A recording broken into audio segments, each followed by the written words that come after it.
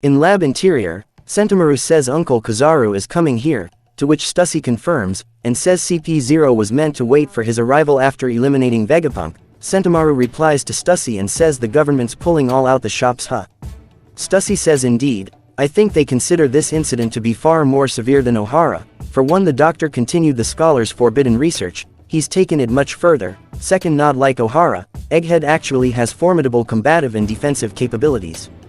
Sentomaru says, when you put it like that it's no surprise they're coming loaded for bear. Stussy tells Sentomaru to call her if there is any developments, and says all the other transportation on the Labo stratum are down. After she hangs up, Sentomaru tells the islanders that they can't hesitate and they all must flee the island before the marines arrive, which they all start to do. One of the citizens says prepare the ships, we need to get off the island, quickly before the marines show, listen to Sentomaru. In Building C, Frankie yells for the names of Usopp and Lilith. Frankie, who is only partially petrified, demands S-Snake undo the petrification she did to him, Lilith, and Usopp, claiming that he can still fight with the part of them that isn't stone. S-Snake ignores him, however, and turns to Pythagoras. He demands to know who ordered S-Snake to do this, but all she does is stomp on and crush him, resulting in a huge explosion. As she starts to walk away, Frankie tries calling her again. On the second floor of Building A, Chopper, Robin, and Atlas are flying around looking for Vegapunk. Chopper says those Seraphim and explosion, I hope everyone's alright. Robin says I tried checking, it seems the Seraphims are running amok. Atlas says you are mistaken, that doesn't make any sense.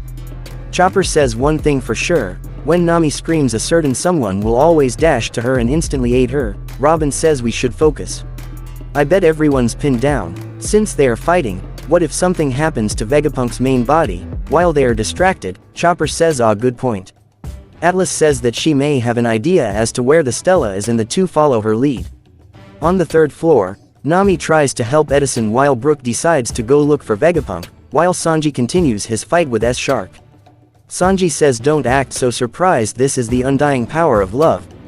On the fourth floor, Zoro realizes that S-Bear and S-Hawk's flames are not going out, but Luffy notices that S-Hawk has left the room. Lucci says that S-Hawk is choosing to prioritize killing the weaker members of the crew and save the more troublesome members for later, thinking they will be too rattled to fight effectively.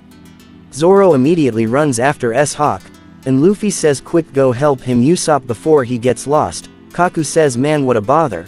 Kaku runs after Zoro and says slow down Roronoa. Luffy plans on using an attack, but Kaku says wait, who are you calling Usopp? Luffy uses Hawk Gatling and says I'll blast that fire away. Lucci yells at Luffy and says use your pathetic brain, it doesn't matter how much you try hitting it, that won't work. Meanwhile Bonnie is still looking through her father's memories, and what she is seeing has brought her down to her knees and she begins crying profusely. Around 3 months ago, someone contacted the 5 elders and told them that Dr. Vegapunk was researching the contents of the Void Century. CP5 was dispatched to investigate but they found no evidence, yet the ship that left with them suddenly disappeared. CP7 and CP8 were dispatched to investigate but they too disappeared. Then, the mysterious person contacted the 5 elders again, and eventually they came to believe that Vegapunk had betrayed the world government.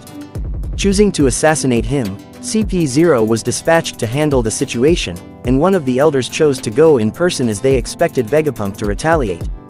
Reinforcements were requested from various marine branches, meaning war was looming on the horizon. However, the sudden and unexpected appearance of Emperor Straw Hat ship left the government forces feeling more than a little disquieted by this complications.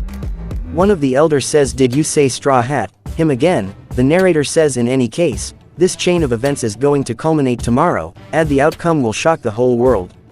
Down in the hidden lab, the person who shot Shaka enters the lab as Vegapunk says this was all you're doing, and asks why they are doing this. The person turns out to be York, who evilly tells Vegapunk that she wants to become a world noble. Vegapunk angrily asks why she would want to be such a thing since she has been to Mary Joie's in the past and seen how horrible they are, but York just laughs and says that he sounds like Shaka, though she now considers him dead.